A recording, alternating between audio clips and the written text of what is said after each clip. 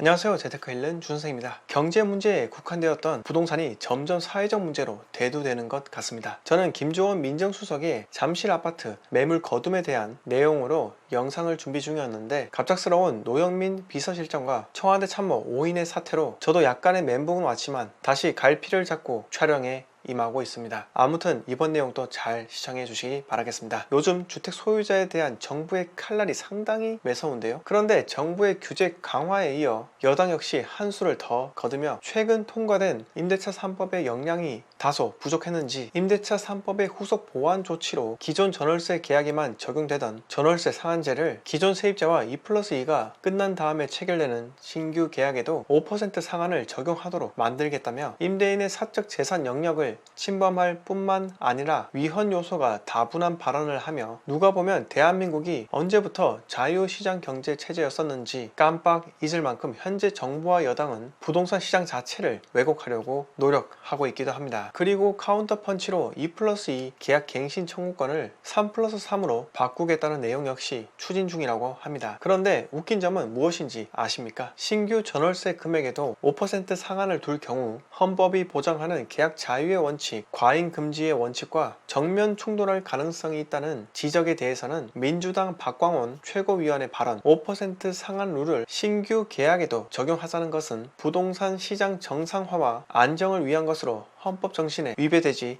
않을 것. 박 의원님이 위헌 논란이 있는 법안 개정 목적을 부동산 시장 정상화라 이야기하셨는데 도대체 언제 어느 시점으로 정상화 시킨다는 의미인가요? 지금 부동산 시장이 비정상적이라는 의미인데 여당의 부동산 정책이 실패했다라는 말로 받아들여도 되나요? 이번 정부가 집권한 이래로 이미 20번이 넘는 규제가 발표되면서 시장은 비정상적으로 돌아가고 있고 3년 전에 누가 지금 집값이 비싸니 집값을 잡으면 피자를 쏘겠다라고 했던 발언 기억이 나십니까? 이제라도 그때 그 시절로 돌아가고 싶어 하는 마음 잘 알겠는데 먼저 국민들에게 진정 어린 사과부터 하고 엉망진창인 부동산 규제부터 야당과 하나하나 조율하며 풀어가는 게 우선이지 않을까요? 그리고 임대차 3법 개정하자마자 전국의 전세가가 높이 치솟고 있는데도 불구하고 또 이상한 개정을 시도하겠다고 한다면 결국 임대차 시장은 공급 물량 급감에 따른 세계적으로도 유례없는 기이한 현상이 발생될 수 있습니다. 기존 세입자가 권리금 붙여서 다음 세입자에게 넘길 수 있다는 웃긴 코미디가 펼쳐질 수 있다고도 보일 정도이니까요. 이제 청와대 참모진 사퇴에 대해 제 생각을 이야기 드리겠습니다. 8월 6일 김조원 민정수석이 시장에 매물로 내놨던 본인의 잠실 아파트를 갑자기 걷어들였습니다. 그는 지난달 갤러리아 팰리스 47평을 22억에 매물로 내놨는데 같은 남동향의 김 수석보다 더 높은 46층 아파트가 6월에 기록한 가격이 19억 9천만 원인데 김 수석은 여기다 2억 1천만 원 더 높은 22억에 매물로 내놓았던 겁니다. 그런데 여러분 청와대가 지난달에 한 말 기억 아십니까? 다주택 보유 참모들과 관련해 한 명도 예외 없이 처분 노력을 기울이고 있다. 가격을 높게 불러 안 팔리는 일은 없을 것이라고 말을 했었죠. 민정수석 본인이 팔고자 하는 의지만 있었더라면 급매로 처분하려는 노력이라도 했겠지만은 강남에서 시세보다 5천만 원 싸게 급매로 나온다면은 개눈 감추듯이 매물이 사라지는 것이 현실일 텐데 시세보다 2억이나 높게 불렀다는 것은 희생은 국민에게만 강요하는 모럴 해저드를 저질렀다고 봐도 과언이 아닐 정도입니다.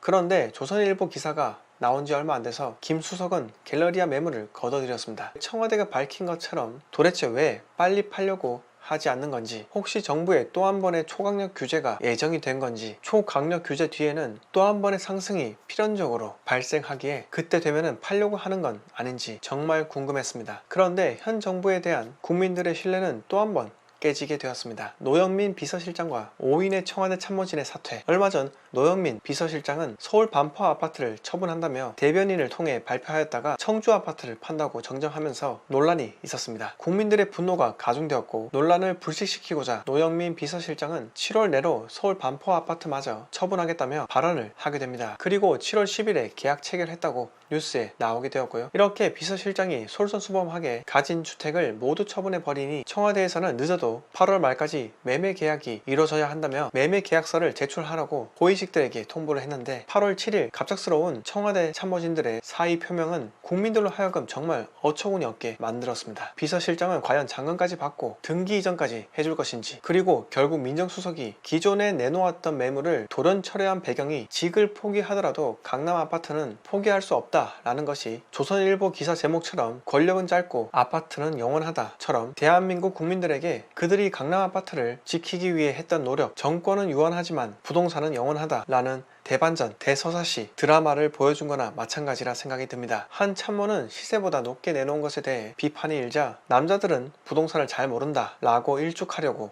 노력하기도 했고, 내놓은 집이 안 팔려서 1주택자 하지 못한다는 모 수석까지 결국 이들은 고생한 끝에 다주택자를 지키게 되었습니다. 저는 애초부터 매매 계약서를 제출하라고 하는 청와대 말부터 믿지 않았습니다. 계약은 언제든지 배액 배상을 통해 파기하면 그만이기에 번복을 통해 국민을 우롱할 수 있기 때문이었죠. 마지막으로 저는 이번 사태를 통해 역시 부동산이 답이다 라는 것을 또 한번 깨달을 수 있었습니다. 부동산이 인생에서 든든한 백이다 라는 것은 참모들의 재테크 행동을 보면 잘 알 수 있는데요. 참모 중 한 명은 월급 박봉으로 유명한 공무원으로 시작했지만 결국 공무원 재직 시절 아끼고 아껴서 모았던 목돈으로 매수했던 부동산이 현재 청와대뿐만 아니라 국민들의 분노에도 견딜 수 있는 배짱을 지닐 수 있게 되었다 라고 보입니다. 요즘 대기업에서 젊은 직원들이 예전만큼 승진하기 위해 윗선에 라인을 대는 일이 많지 않다고 합니다. 어차피 승진해서 월급 좀 올라봤자 생활비로 다 나가기 때문에 의미가 없으니 강남에 부동산을 소유하고 있는 한직으로 밀려난 나이든 부장님들을 모시면서 그리고 줄을 대며 한 수 배우고자 노력을 한다고 합니다. 이렇게 부동산은 서민들이 중산층으로 넘어갈 수 있는 유일한 수단이라 생각이 듭니다. 부동산은 주식처럼 마지막에 잡는 사람이 폭탄을 안는 폭탄 돌리기 게임이 아니라, 저는 부동산은 화폐 가치와 맞물려서 상승과 하락을 반복하지만 결국 우상향을 하는 건전한 경제 시스템이라 생각합니다. 자, 이번 영상 여기서 모두 마치겠습니다. 영상 마음에 드셨다면 구독과 좋아요 부탁드립니다.